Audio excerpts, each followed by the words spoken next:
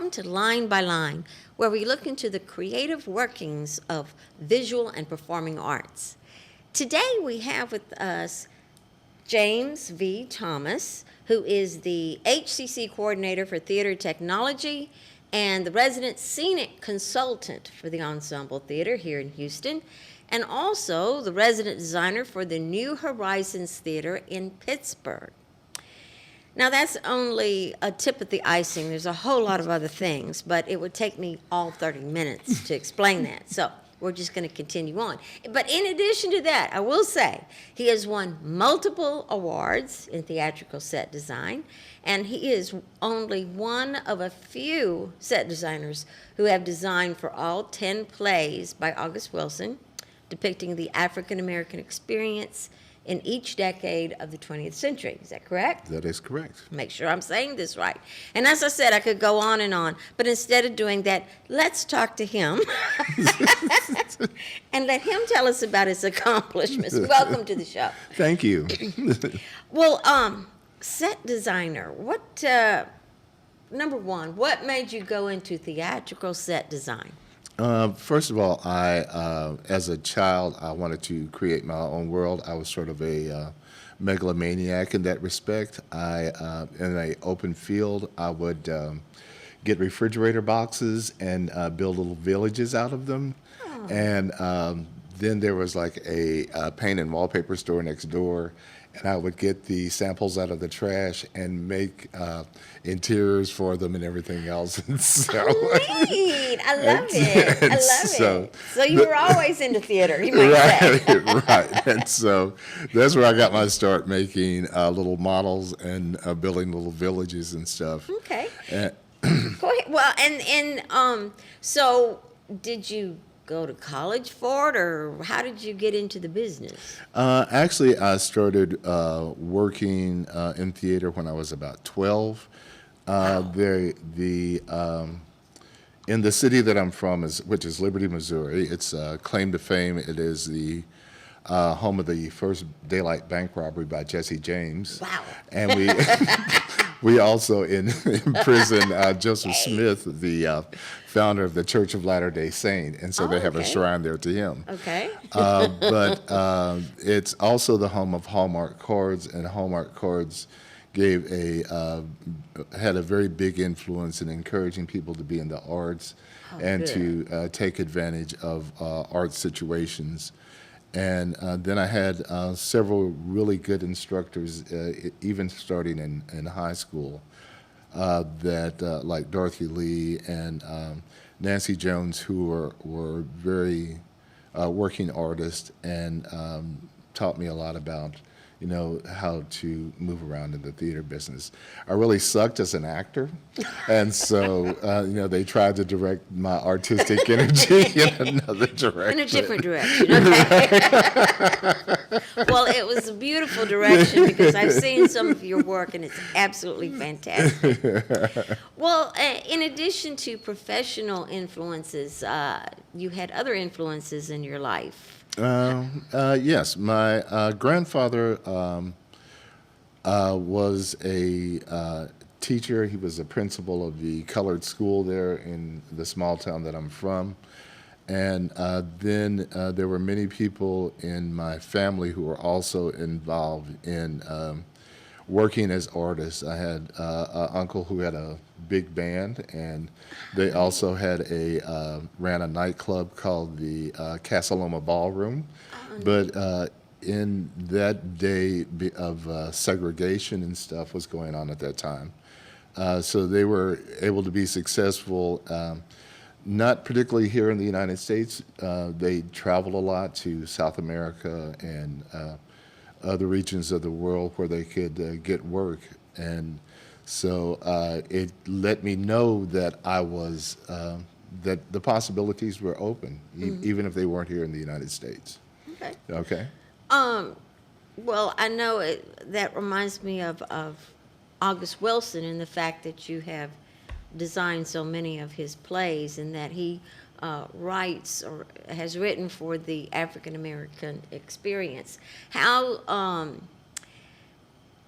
did you become successful because in spite of social. For me, I found that I had to basically create my own way. And that's also one of the reasons why I try and be a mentor to so many minority artists. I buy their artwork, or we talk about the business of being in arts, because sometimes it's still pretty hard out there for minority artists to get a foothold. I always think that many black artists and minority artists are creating their own visions of what they want it to be.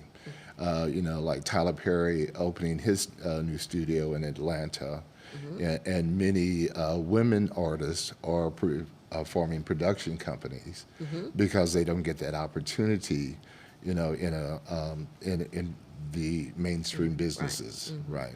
Okay. So tell me a little bit about, I saw you, I'm going to jump around here, but I just think that it's neat. I saw you in your workshop, in your study, in your wonderful house that I will also talk about. But you do it the, quote, old-fashioned way. Right. Tell me a little bit about that. Well, no, I'm a very much hands-on kind of artist, and I do all of my drawings by hand still, even though I do know how to operate the computer-operated automated drafting system. And after I've drawn it by hand, I may even load it into the CAD system. But there's something for me about the touch. And when I'm doing color renderings of my sets and stuff, I still like to do those by hand. It's something flat and unfeeling about digital to me. And it may be just because I'm old for it, and that's the way I learned how to work. But well, I know in audio, you can't replace analog with digital completely. There Right. are some differences that you Right. can't get. So, yeah, and it's just the nuance of that hand touch, when you're doing your artwork and stuff. And it's the same reason why in my house I have a lot of paintings, because it's that brushstroke for me that makes it alive and a connection with that artist. Okay. And speaking of your home, before we take a break, Okay. when I walked into your home for the first time, I thought I was walking into an art museum. I really did. It was, you have beautiful art all over, and just the way you have your furniture and the paintings and the way things are arranged, it's like you have a set within a set within a set. Talk about set designing. I think it's beautiful. Well, when my mother first visited me, she says, "This is beautiful." She says, "It looks like you spent a lot of money." It's like, okay, I've been working with cheap budgets all my life. And so if I can do it for them, why can't I do it for myself? People think that in theater, yes, you can spend a lot of money on a set, of course. Right. But sometimes, especially the beginning, you take hardly nothing and make Right. it into something. Into something, That's right. the art of it, the creativity of it. Right. And then, too, I've been real fortunate on the death lottery. A lot of my grandparents and great aunts and stuff left me really good furniture. So, it played out that way. Sounds good. Well, we're going to come back in just a few moments and talk a little deeper about what Thomas is doing. Thank you.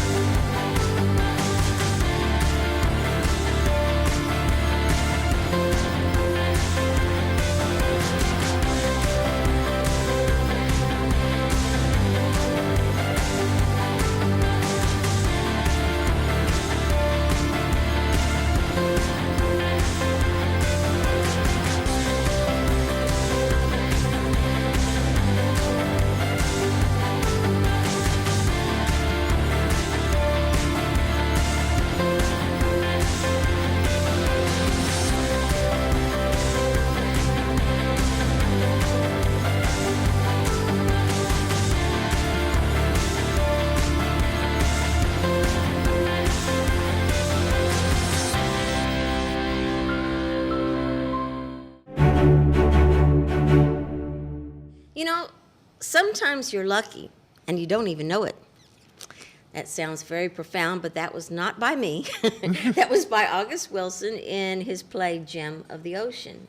And you directed Gem of the Ocean. Oh, excuse me, you didn't direct it. I'm sorry. Designed it, You yes. designed the set for Gem of the Ocean. This, of course, is James V. Thomas. Tell us a little bit about your work with August Wilson. You've done 10 of his plays. And also, I knew August Wilson in his lifetime, so it was I was very lucky from that aspect. And then also, I've had the opportunity to spend a great amount of time in Pittsburgh, in the Hill District, which is really the central focus of a lot of August Wilson's work. He only has one play out of the 10 cycle that's not set in Pittsburgh, and that's Ma Rainey's Black Bottom, which is set in Chicago. Okay. In just researching the area and the transition that the city of Pittsburgh went through, because it started off as a very industrialized city, and just like any everywhere else in America, the neighborhoods changed, urban renewal, industry died, Right. and so all of those influences that take place. That's why they stopped calling it the August Wilson cycle, and they just call it the American cycle now.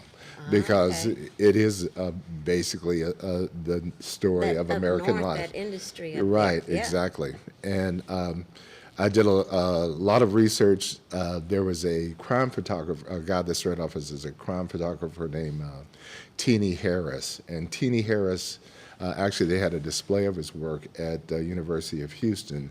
But Teenie Harris documented the Hill District, which is where most of the plays are set, from the late 30s up until the late 50s. And so it gave you a really good perspective of what was going on, what the look was, and how things had changed over that span of time. Wow. And so that was a good resource. But I tend to, when I'm working on a project, first of all, it starts with a word. The script is where I go through and I'll dissect the script to see, all right, so just the mechanics of it. All right, so I need to have space for 3 people in this scene, and then just go through each section of it, break it down into what they call French scenes, so that I'll know what the mechanics are, what I need to have space for different things.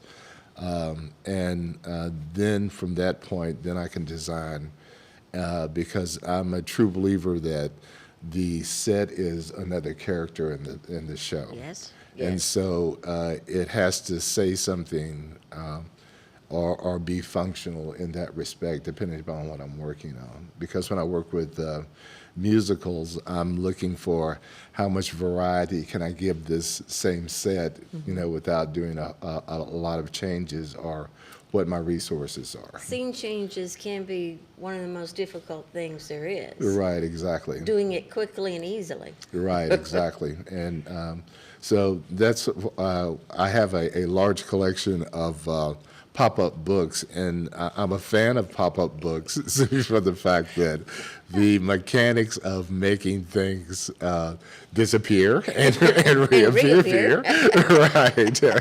And with the use of just, basic good engineering, I use that a lot in my show. When we were doing The Wiz, which was a pretty big show, from the aspect that there are 15 distinct locations that you have in The Wiz. Okay. And so just the mechanics of making everything flow so that it doesn't become a 5-hour show about scene changes. Right. You You have a tendency to lose your audience while you're changing the set.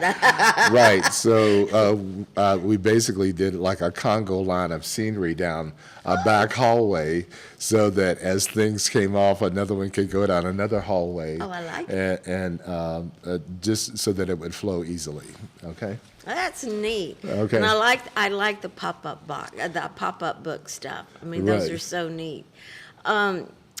Tell me a little bit more about August Wilson, if you can. You said you were kind of like a friend to him. You knew him well. Well, no, I knew him and I knew of his work. And Pittsburgh is his hometown. Yeah. And so you learn a lot about him and his process and what he wanted to show, and also those places where he visited.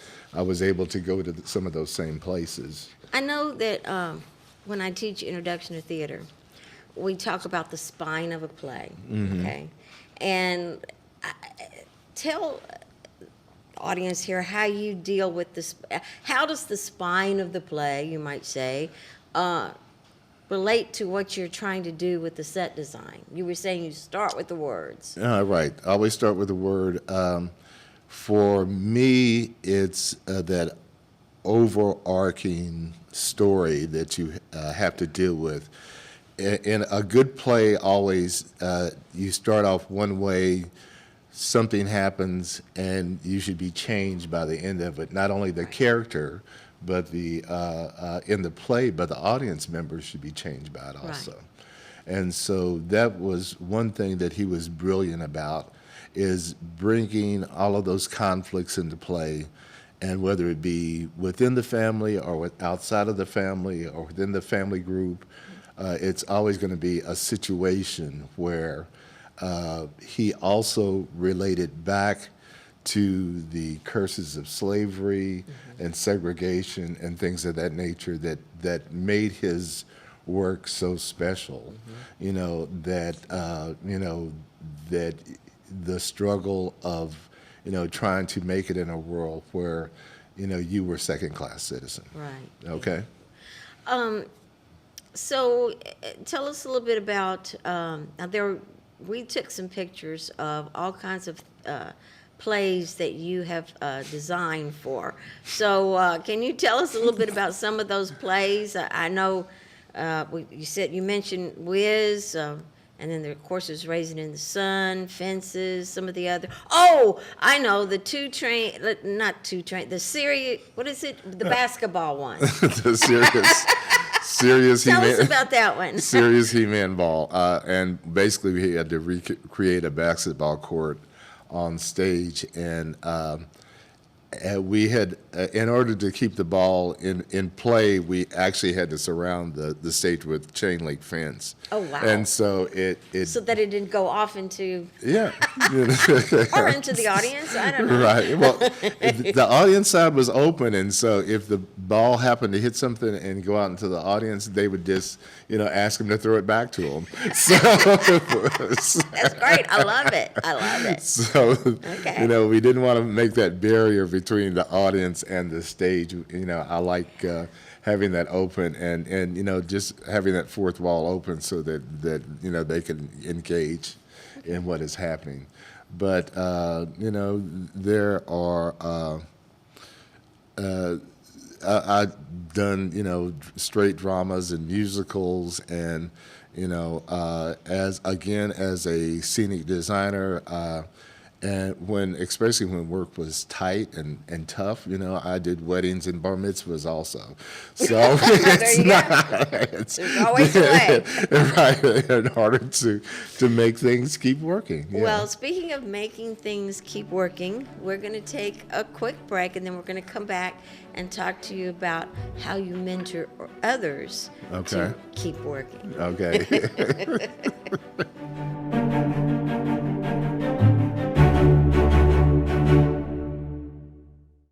I've seen people's lives change just by attending a class at HCC. Some of them might not have the financial means to go to a four-year university. That doesn't make them any less quote-unquote smart than the kids who go to a four-year school.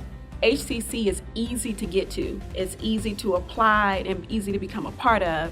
It gave me so much confidence. Once you finish your 2 years there, you can transition into a four-year university or go into the workforce.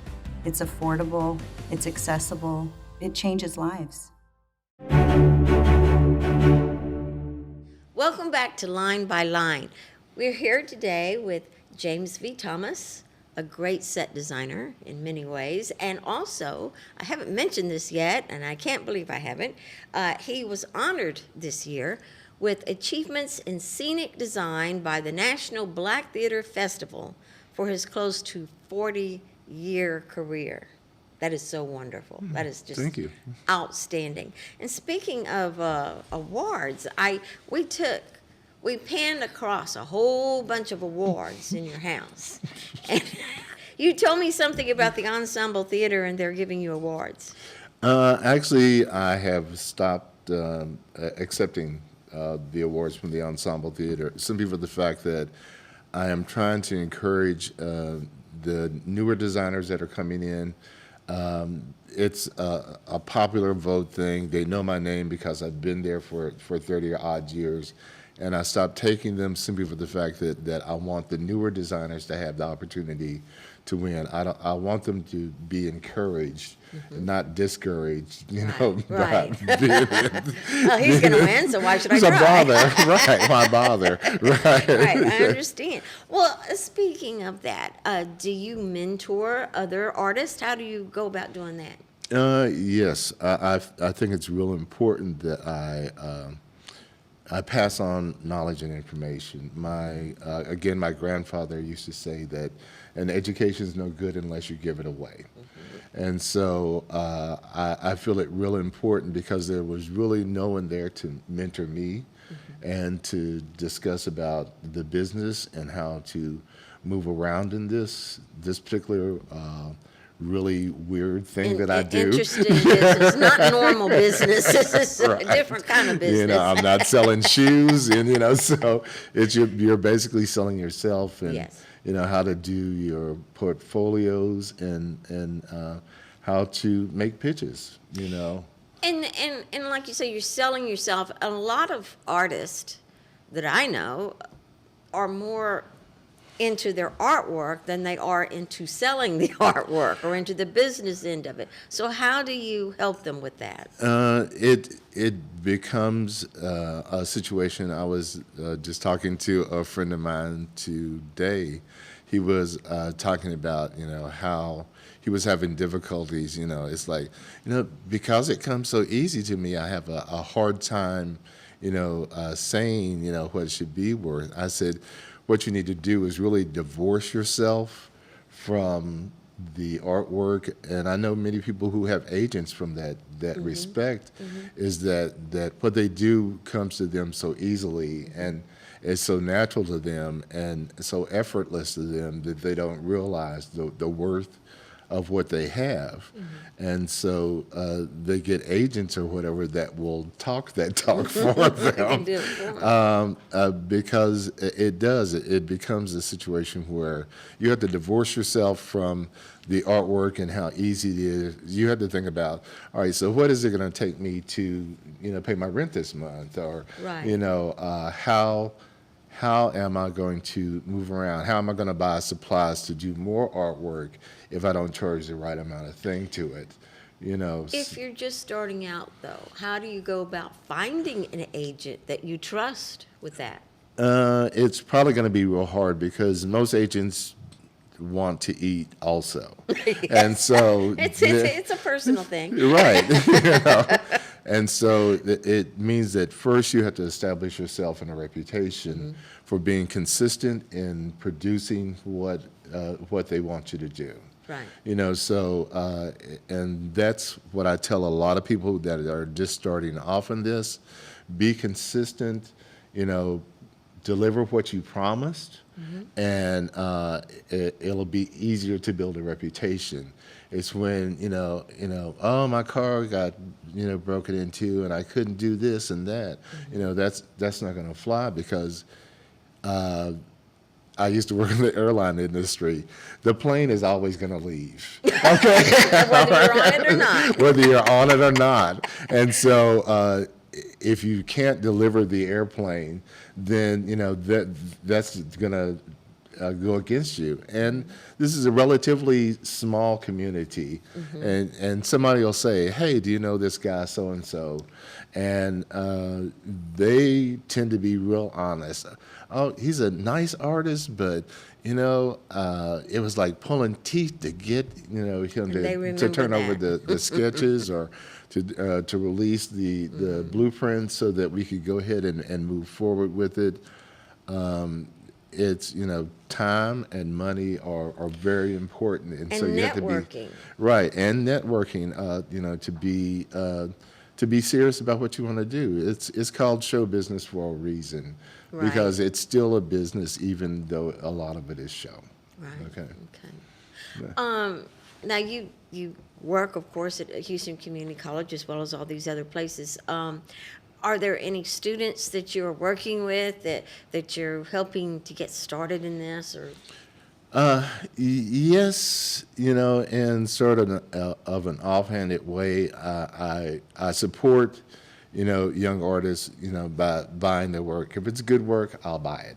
And I think of it as an investment, because if I see it with my eye and say, that's going to be somebody one Yeah, day. there you go. And you have the eye for that. You have the eye for that. So, yeah, that's very good. And so, I do support by purchasing artwork from the art department, and those people I feel are serious about what's going to happen. I'll work with them and try and get them involved in different things, because in this business, it's the practicality. If you can deliver a product. And so it's real important that you know how to package that product so that you can deliver it. And just real quick, I mean, you design the sets, but does it help to know how to make those sets? I was fortunate that I was raised by an uncle that was a carpenter, and so I am real fortunate in that respect. And it does give me an advantage, because I know how things go together, but I know people who are costume designers who can't sew, which can't kind of sew. baffles me. Yeah, that's kind of interesting. Right. If you were to say one thing about your kind of work, your design, your flavor, what's your big thing in design? My big thing is detail and color. Okay. And so I like patterns, and I like color, and I work with others. I have several scenic designers and lighting designers that, we are chums. We run into each other across, as we're crossing the country, and it's like, oh, we're working together. Did you know that? No, I haven't. Corroboration, teamwork in the theater is extremely important. Extremely important. Thank you so much for being with us, and we needed more time to talk about everything, but that's all the time we have. Oh, okay. Thank you so much, and thank you for watching and listening to Line by Line. Watch us and listen to us on the HCCS website, hccs.edu/podcast, and we'll see you next time.